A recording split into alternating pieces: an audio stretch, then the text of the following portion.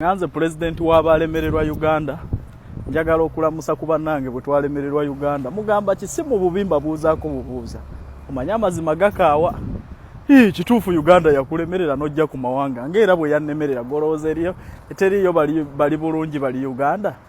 kati nga bwe twalemererwa Uganda tuli wano era nze abakulira abalemererwa Uganda wabbambizi ne bakugoba ku kyalo oli eyo sente zaakubula bufumbo bwagaana misomo gyalema bakugoba ku kyalo Uganda wajiddukamu lwakuwa muwala lubuto wakwata omwana walya sente za looni sente wazikuba mu beti sente za school fees wazizanyiramu Uganda nekulemerera mu ngeri eyo nange yannemerera mu ngeri eyange naye ate kati wano mu society eno nza kukulira kubanga nange nalemererwa Uganda mbalamusaako si mu bubi bwe twalemererwa Uganda mubeere bakakkamu nebaza ne Bobi Wine